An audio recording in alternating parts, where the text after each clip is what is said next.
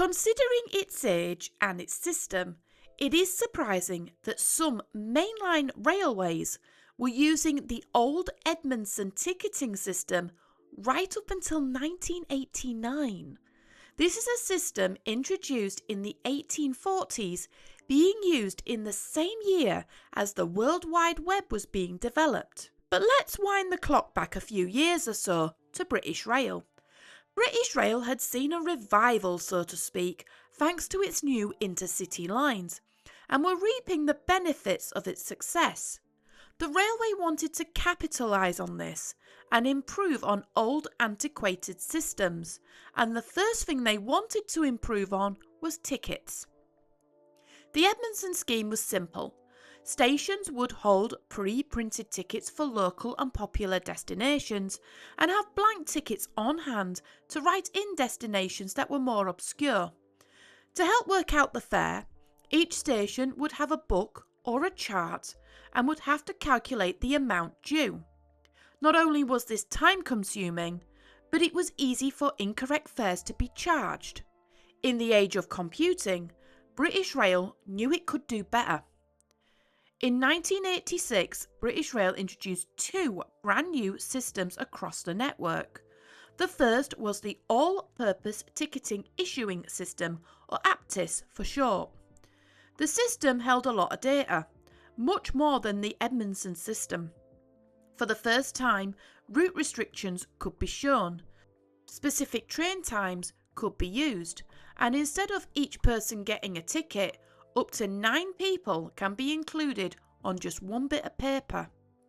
The rates were also automatically calculated, and every station was included on every system, so you could get a ticket to go from anywhere to anywhere. The tickets were clear, concise with printed dates and times, so no one was in doubt of its validity. To complement this, another system was introduced at the same time, Portis. Portis worked the same way, except these were portable devices the onboard staff would carry. The idea was twofold. If someone had boarded from an unmanned station, then they would be able to buy a ticket easily as they travelled. But it also worked for fare dodgers. It was either buy a ticket or face large fines. In 1989, Swiss company Ascom Alteca installed the first of what would be thousands of self-service ticket machines on the network. On one hand, it allowed the consumer more convenience, but it did end up putting a lot of ticket clerks out of work, in particular on smaller stations. When the news broke that the government wanted to privatise the railways in the early 90s, there was an immediate question regarding the tickets. Few remembered the pre-British Railway era and the Railway Clearinghouse, an organisation designed to divide revenue between companies on the network that had been dissolved since the 1950s. The government understood the concerns and brought out a booklet on how to handle this.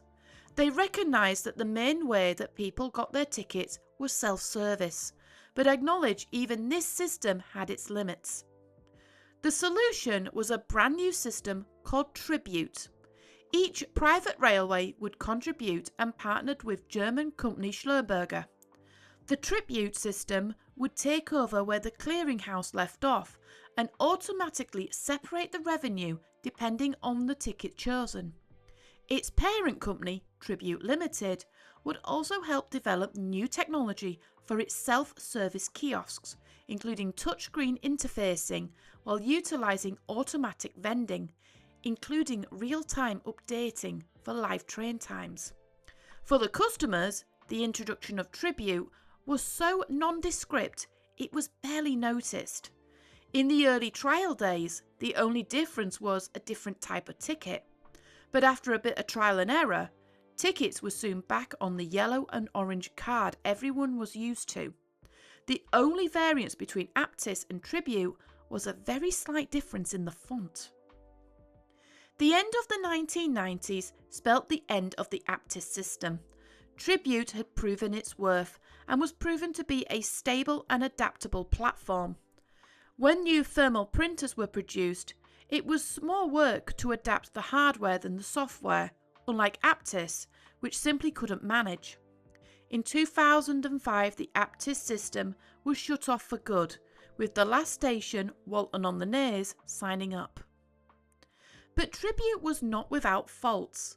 Aptis was still considered more efficient at more simple tasks and calculating shorter journeys, which is what the majority of tickets were, and Tribute was a voluntary affair, and there were some railways that refused to join, citing their own technology.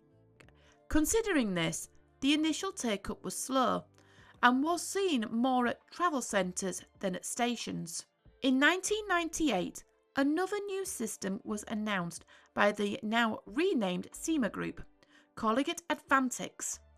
Unlike Tribute being a separate system, Advantix was built on the Aptis system. Their booths incorporated the latest Pentium software, running a fully computerized system with a custom interface. That was one of the first to have its kiosks linked to 1 GB central database. A gigabyte was huge in the 90s. Most computers were just going into the megabyte storage territory.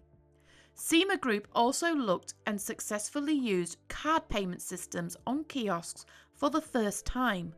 But all this was promising, the kiosks really never took off, and the majority were withdrawn by 2006, save a few on the London Underground.